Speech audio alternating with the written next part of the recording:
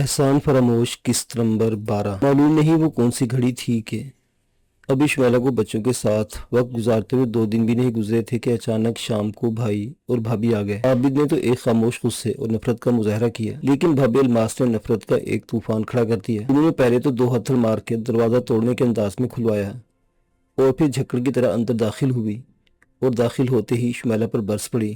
کیوں رہی آوارہ عورت، اب کیا لینے آئی ہے؟ کہاں گیا وہ لگا سگا؟ شرم کرو بے غیرت، شرم کرو۔ کوئی دوسری ہوتی تو منہ نہ دکھاتی، لیکن جس نے اپنے اوپر شرم حیا کی چادر اٹھا دی ہو وہ کیا شرمائے گی؟ لعنت ہے تجھ پر، تھو۔ اور بھابھی نے تھو کہہ کر سچ مچ شمیلہ کے منہ پر تھوک دیا۔ بھابھی جان، شمیلہ اپنے دوپٹے کے پلو سے چہرہ صاف کرتے ہوئے چلا کر بولی، تمیز کے دائرے میں رہیے۔ واہ واہ واہ، دیکھ لی اس کی جرت، یہ اب ہمیں تمیز بھی سکھائے گی۔ اس کو کہتے ہیں الٹا چور کوتوال کو ڈانٹے، اس کی تو میں۔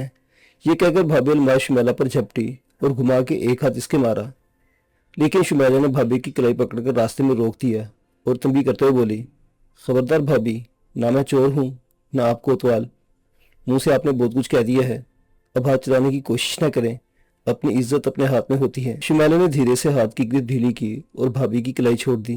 دیکھا؟ غصے سے بھابھی کا خون کھول گیا اور وہ عابد کی طرف مڑ کر بولی، دیکھا یہ سب آپ لوگوں کی شہ دینے کا نتیجہ ہے۔ اگر زاہد میں غیرت ہوتی تو یہ بے شرم منہ نہ دکھا سکتی، لیکن دیکھ لو کس ڈھٹائی سے واپس گھر میں پراجمان ہو گئی ہے۔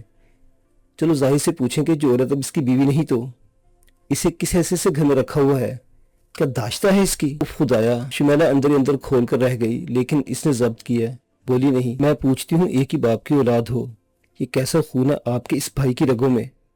بھابھی عابد سے مخاطب ہو کر زاہد کو کوسنے دینے لگی۔ اچھا، اب زاہد سے اور کچھ نہیں کہنا، پہلے تم نے بہت کچھ کہہ دیا اس سے، اب اس کی طبیعت بگڑ گئی، اسے کچوکے نہ لگانا جا کے۔ عابد نے بیوی کو ٹھنڈا رکھنے کی تلقین کرتے ہوئے کہا۔ اوف اللہ! شمیلہ اندر ہی اندر تڑپی اور سوچنے لگی، معلوم نہیں یہ عورت زاہد کو کتنا پریشان کر کے آئی ہے کہ اس کی طبیعت بگڑ گئی۔ میں کہہ رہی ہوں سوچ کر رکھا ہے، اس کو نکالیے دھکے دے کر باہر۔ بھابھی نے شوہر کے ہاتھ کو جھٹکا دے کر کہا اور خود بھی شمیلہ کی طرف رخ کر کے بولی، نکلو بد کردار یہاں سے، نہیں تو دھکے دوں گی۔ وہ شمیلہ کی طرف بڑی مگر شمیلہ نے دونوں ہاتھوں سے روک دیا۔ بھابھی ایک جھٹکا کھا کر رہ گئی۔ دیکھا کیسے دھکا مارا ہے، اور آپ تماشا دکھا رہے ہیں، دیکھ رہے ہیں۔ وہ شوہر سے مخاطب ہوئی، دیکھو بیگم، ہم یہاں ہاتھ ہفائی کرنے کے لیے نہیں آئے ہیں، جس کام سے آئی ہیں وہ کام کرو، چلو اٹھو بچوں کو۔ عابد نے بیگم کو سمجھایا، اس کو گھر میں رکھنے یا نکالنے کا کام زاہد پر چھوڑ دو، البتہ بچے میرا خون ہے، ان کو سنبھالو، بچے پر تو میں اس کا سایہ بھی نہیں پڑنے دوں گی۔ بھابھی ترنت بولی اور بچوں کا ہاتھ تھام کر بولی، آ جاؤ بچوں۔ اور جو بچے پہلے ہی سہمے کھڑے تھے مزید خوفزدہ ہو گئے، حالانکہ وہ کئی مہینوں سے عابد اور بھابھی کے پاس تھے، لیکن اس وقت ماں سے جدا ہونا نہیں چاہتے تھے۔ بچوں کو میں خود لے جاؤں گی، آپ چھوڑ دیں انہیں۔ شمیلہ بھابھی اور بچوں کے درمیان حائل ہو گئی۔ خبردار! اس مرتبہ عابد بھائی نے اپنا موڈ بدلا اور سب غصے میں شمیلہ کو وارننگ دیتے ہوئے مخاطب ہوئے، میں نے بہت برداشت کیا ہے تمہیں، تم نے جو کچھ کیا وہ ہماری 7 پشتوں میں کسی نے نہیں کیا تھا، میں نے برداشت کیا۔ تم نے ہمارے خاندان کی ناک کٹوا دی، میں نے برداشت کیا، لیکن میں برداشت نہیں کروں گی، میں ناک کے بدلے ناک اور کان کے بدلے کان کاٹ کے رہوں گی۔ من بھابھی کو شوہر کی وجہ سے جوش آ گیا، ایک چھری ہاتھ لگ گئی اور اس نے لپک کر شمیلہ کی ناک پکڑنے کی کوشش کی، لیکن شمیلہ نے دھکا دیا تو پرے جا گری۔ خبردار! شمیلہ نے بھابھی کو پرے دھکیلتے ہوئے غصے میں کہا، پاگل مت بنو بیگم، بچوں کو سنبھالو۔ عابد نے بیگم کو جھنجھوڑا اور پھر دونوں مل کر بچوں کو دبوچ لیا۔ تائبو چھوڑ دو، علی رو دیا، مجھے بھی چھوڑ دو تائبو، اینی نے فریاد کی، اور بھابھی نے زور سے شمیلہ کو دھکا دے کر پلنگ پر گرا دیا۔ امی امی، علی اور اینی دونوں چلائے اور بازو ماں کی طرف بڑھا دیے۔ تم ہمارے پاس رہو گے بیٹے، ابو کے گھر آنے تک۔ عابد نے دونوں بچوں کو پکارا۔ ہاں علی، تمہاری ماں ٹھیک نہیں ہے، اس نے تمہارے باپ کو چھوڑ کر دوسرے آدمی سے شادی کر لی۔ یہ جھوٹ ہے بچوں۔ پلنگ پر گری شمیلہ اٹھی اور چلاتی ہوئی بچوں کی طرف بڑھی، لیکن دونوں میاں بیوی مل کر شمیلہ کو اندر دھکیلا۔ بچے چھین لی اور باہر سے کنڈی لگا کر چلے گئے۔ بچے تھوڑی دیر پریشان ہوئے، روئے بھی چلائے بھی، لیکن گاڑی میں بیٹھے تو ٹھیک ہو گئے۔ ویسے بھی وہ کئی دنوں سے تائی کے پاس تھے اور وہاں تائی کے اپنے ہم عصر بچوں کے ساتھ بہلے ہوئے تھے۔ عابد اور بھابھی جب بچوں کو شمیلہ سے چھین کر لے گئے تو شمیلہ کے حواس اڑ گئے، وہ صبر اور اپنے اوپر جبر کر کے بیٹھ گئی۔ وہ قانونی اور اخلاقی طور پر اتنی کمزور پوزیشن میں تھی کہ شور شرابہ کر کے پاس پوس والوں کو مدد کے لیے بھی نہیں پکار سکتی تھی کہ مدد کو آنے والا آئے گا تو اس کی مدد کرنے کے بجائے شمالہ ہی کو لعنت ملامت کرے گا، کیونکہ وہ جانتی تھی کہ اپنی تمام تر بے گناہی کے باوجود اب محلے والوں اور عزیز و اقارب اور سب جاننے والوں میں ایک بدکردار عورت کے حوالے سے پہچانی جاتی ہوگی۔ جتنے منہ اتنی باتیں ہوں گی۔ زاہد کو اسے سمجھا دیا تھا اور زاہد اپنے کیے پر نادم و نالا بھی تھا، لیکن باقی سب لوگوں کو تو سمجھا نہیں سکتی تھی۔ شمیلہ نے ایک بار پھر اپنے آپ کو ایک ایسے موڑ پر کھڑا محسوس کیا جہاں اگلا راستہ اسے صرف موت کی طرف جاتا دکھائی دے رہا تھا۔ اس کا ایک بار پھر جی چاہا کہ وہ دروازہ توڑ کر باہر چلی جائے اور کسی تیز رفتار گاڑی کے آگے آ جائے، یا بجلی کی تاروں سے لٹک جائے، یا کسی بلند بلڈنگ کی چھت سے چھلانگ لگا دے۔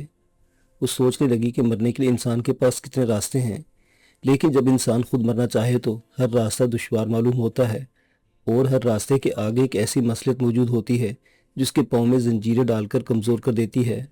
موت وہی آسان ہے جو اچانک کو قدرت کی طرف سے آ جائے، لہٰذا اسے اب زندگی گزارنے کا راستہ مشکل اور ذلت آمیز نظر آ رہا تھا، اور وہ دعا کرتی تھی کہ کس طرح اسے اچانک موت ہی آ جائے۔ تم فوراً ہاسپٹل آ جاؤ۔ شمیلہ اسی شش و پنج میں تھی کہ اچانک فون آیا۔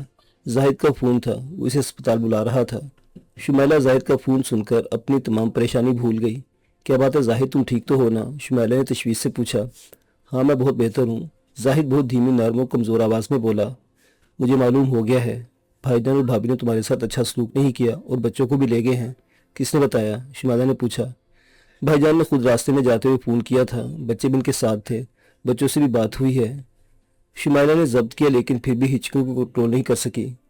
تم رو نہیں، اسپتال آ جاؤ، زاہد نے تسلی دیتے ہوئے کہا۔ وہاں سے کوئی مجھے دھکے دے کر تو نہیں نکالے گا؟ شمیلہ نے کسی مجبور اور بے بس عورت کی طرح کہا۔ نہیں، ایسی کوئی بات نہیں، آج اسپتال میں کوئی نہیں ہے میرے پاس، میں آج بہت ضروری باتیں ہوں گی تمہارے ساتھ، میں آ رہی ہوں، وہ بے اختیار بولی۔ اندر سے دروازے کو دستک دی، کسی نے باہر سے کنڈی کھولی، اس سے پھر تالے لگا کے ادھر دیکھا، اب کوئی نئی مصیبت نہ وارد ہو جائے، اور جلدی سے رکشہ پکڑ کر اسپتال پہنچ گئی۔ اسپتال میں رات شروع ہو چکی تھی۔ ڈاکٹر اور نرسیں جنرل وارڈ اور پرائیویٹ کمروں میں مریضوں کی دیکھ بھال اور معائنہ کر کے واپس جا چکے تھے، اور کچھ مریض سو رہے تھے یا سونے کی تیاری کر رہے تھے، اور جن کو نیند نہیں آ رہی تھی انہیں نیند کی گولیاں یا انجیکشن دے کر سلا دیا گیا تھا، جبکہ اکا دکا مریض ایسے تھے جو اپنے اپنے بیڈ اور کمروں میں نہ کسی سبب جاگ رہے تھے۔ ان جاگنے والے مریضوں میں ایک زاہد علی بھی تھا جو اپنے کمرے میں بیڈ پر چت لیٹا دروازے کی طرف دیکھتے ہوئے شمیلہ کے انتظار کی گھڑیاں گن رہا تھا۔ اسے خود بھی حیرت ہو رہی تھی کہ اپنے انتظار کی کیفیت پر کہ اتنے بار شمیلہ اور اس نے ایک دوسرے کا ساتھ دیا کہ ٹوٹ کر چاہا، ایک دوسرے کا انتظار بھی کیا، لیکن آج اس کے انتظار کی کیفیت بالکل ہی جدا تھی۔ ایسی بے چینی تو اسے ہنی مون کے زمانے میں بھی نہیں تھی، حالانکہ 2 دن پہلے ہی شمیلہ اچانک ہی اسپتال آ گئی تھی، اور یہ تھوڑا سا وقت ان کے گلے شکوے شکایت اور رونے دھونے میں گزر گیا تھا، اور پھر اس وقت زاہد کو انتظار نہیں تھا، کیونکہ شمیلہ کی آمد غیر متوقع تھی اور شمیلہ نے ایک سرپرائز دیا تھا، لیکن زاہد نے اسے بہت جلد گھر بھجوا دیا اور پیچھے پیچھے بچے بھی بھجوا دیے تھے، کیونکہ ہسپتال میں بھائی جان اور بھابھی جان کا آنا جانا تھا، اور زاہد جانتا تھا کہ بھابھی شمیلہ کی بہت بے عزتی کرے گی اور بھائی جان بھی عزت کے ساتھ پیش نہیں آئیں گے، اس لیے وہ شمیلہ کو بے عزتی سے بچانا چاہتا تھا۔ اور اب جو زاہد کو شمیلہ کا شدت سے انتظار تھا تو اس کی بڑی وجہ یہی تھی کہ شاید شمیلہ سے یہ اس کی آخری ملاقات ہو، کیونکہ بھائی جان اور بھابھی نے صاف صاف کہہ دیا تھا کہ اب اگر شمیلہ گھر یا اسپتال میں دیکھی گئی تو پھر بھائی یا بھابھی زاہد کے سامنے نہیں آئیں گے، لہٰذا ان کی الوداعی ملاقات ہوگی، اور اسے کچھ پتہ نہیں تھا کہ اس بار بچھڑنے کے بعد وہ سوکھے ہوئے پھولوں کی طرح کتابوں میں بھی ملے گا یا نہیں، اس لیے اس نے شمیلہ کو فون کر کے فوراً اسپتال آنے کو کہا تھا، اور اب وہ شمیلہ کا انتظار ایسی بے چینی سے کر رہا تھا کہ شاید رومیو نے جو ریڈ کبھی نہیں کیا ہوگا۔ اس کی نگاہیں دروازے پر اس طرح لگی ہوئی تھیں کہ وہ پلک نہیں جھپکا رہا تھا، اور راستہ دیکھتے دیکھتے جیسے اس کی آنکھوں کے ساتھ دروازہ بھی تھک گیا تھا۔ پھر مان دروازے کی تھکن بھی دور ہوئی اور زاہد کی آنکھ سے لے کر دروازے تک انتظار کی ڈور ٹوٹی، ہلکی سی دستک ہوئی اور دستک کے ساتھ ہی شمیلہ اندر داخل ہوئی۔ زاہد نے پلنگ پر لیٹے لیٹے اس طرح بے اختیار بازو پھیلائے جیسے ایک نمونہ بچہ چاند کو دیکھ کر شدت شوق سے اس کی طرف لپکتا ہے، لیکن چاند دور ہوتا ہے جبکہ شمیلہ دور نہیں تھی۔ اس وقت ہسپتال رات کی خوابہ اور گولیوں کے خمار میں ڈوب چکا تھا۔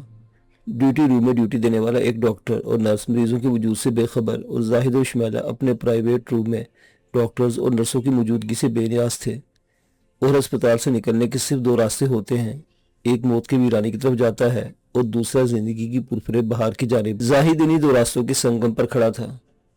موت کی منزل کی طرف جانے والا راستہ ہمارے بس میں نہیں ہے، وہاں تو آدمی کی مرضی کے بغیر موت کا فرشتہ خود اڑا کے لے جاتا ہے، لیکن زندگی کا راستہ ہمارے اختیار میں ہے، آؤ آج ایک بار پھر زندگی کے راستے پر گامزن ہونے کا عہد کریں، پھر بے شک موت آ جائے۔ زاہد نے جذبہ شوق کی شدت سے بے قابو ہو کر کہا۔ नहीं नहीं, ऐसा ना कहो मेरी जान, मौत की बात ना करो। मैं जिंदगी के हर रास्ते पर तुम्हारा साथ दूंगी, चाहे वो रास्ता कितना ही कठिन हो। शुमाइला ने प्यार भरे लहजे में कहा। इन होंठों से अब मौत का लफ्ज नहीं निकालना। तुम फिर आज कोई शिकायत नहीं करना, न भाईजान की, न भाभी की, न उस शैतान और आस्तीन के सांप की। जाहिद ने कहा। नहीं करूंगी, शुमाइला ने बेसाख्ता कहा। लेकिन तुम आराम करो, सो जाओ।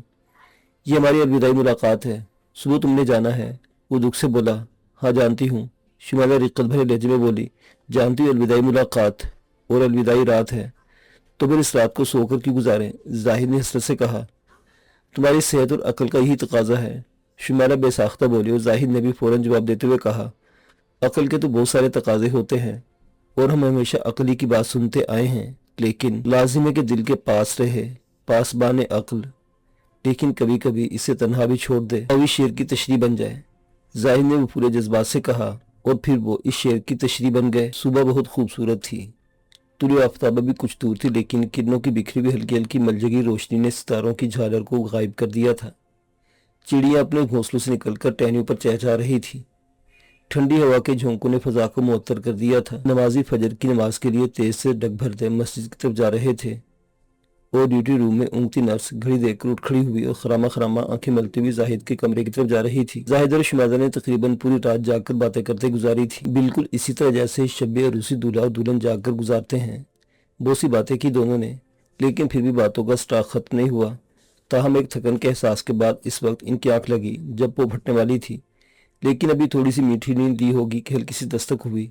शुमाइला चौंकी, जाहिद की भी आंख खुल गई। चंदा, जाहिद आहिस्ता से पुकारा। शायद नर्स टेम्परेचर नोट करने आई है, मैं दरवाज़ा खोलती हूँ। वो धीरे से दरवाज़ा खोला। नर्स अंदर दाखिल हुई तो शुमाइला ही की उम्र की नौजवान नर्स थी। शाम को शुमाइला और नर्स के दरमियान एक बहुत मानूस मुलाकात हुई थी, और अगर शुमाइला अस्पताल में रह जाती तो दो चार मुलाकातों में ठीक ठाक दोस्ती हो जाती, क्योंकि रात की मुलाकात में नर्स ने बहुत कुछ कुरेद कुरेद कर शुमाइला से पूछा और अपनी बहुत सारी बातें उगल दी।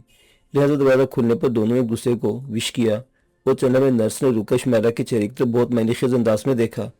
दोनों के दरमियान आंखों की जुबान में बात हुई, मुस्कुराहट का तबादला हुआ और फिर नर्स ने बढ़कर जाहिद की कलाई की नब्ज थामी, थर्मामीटर मुंह में लगाया और टेम्परेचर नोट करके चली गई। अब क्या हुक्म है मेरे आका, मेरे लिए?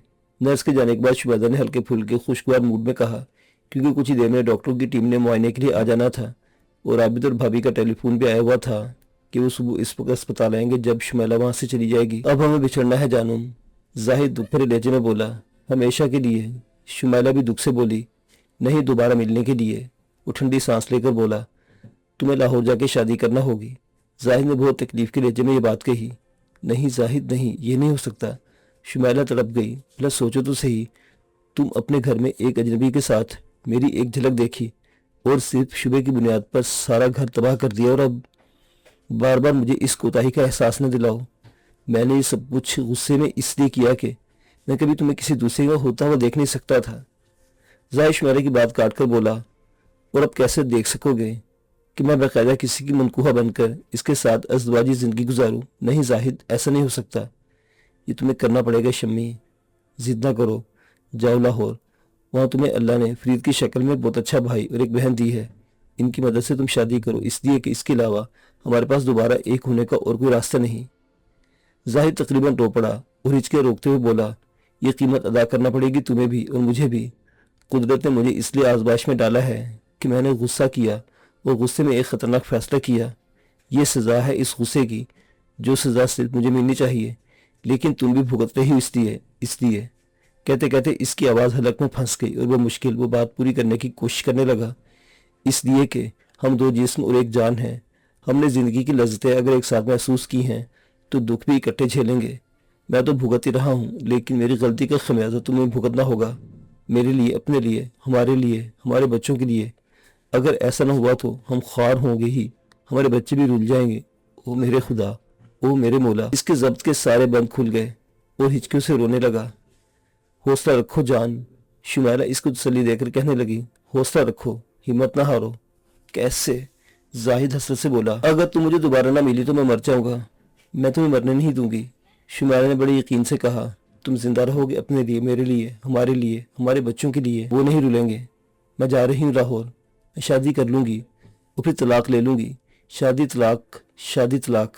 जब यही मेरा मुकद्दर है तो इस मुकद्दर को मुझसे कोई छीन नहीं सकता।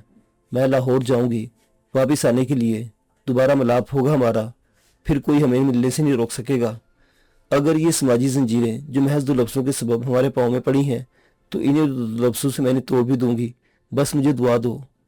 वो एक अज़्म के साथ लेकिन शिकस्त लहजे में बोली और जाहिद ने सर उठाया तो शुमाला का हाथ थामा और पलंग पर बैठकर नहायत हिम्मत अफजा लहजे में बोला, मुझे हमेशा तुम पर नाज रहा और हमेशा रहेगा। जाओ, मेरी दुआएं और नेक तमन्नाएं तुम्हारे साथ हैं। जाहिद ने बात इस तरह कही जैसे कोई कबूतरी को डरबे से निकालकर हवा में उड़ाते हुए कहता कि जाओ अपने खोए हुए कबूतर को ढूंढ के वापस लाओ। शुमाला ने दूसरी शादी का अज़्म करके इसी दिन तुलुए आफताब से पहले लाहौर जाने के इरादे से अस्पताल छोड़ दिया।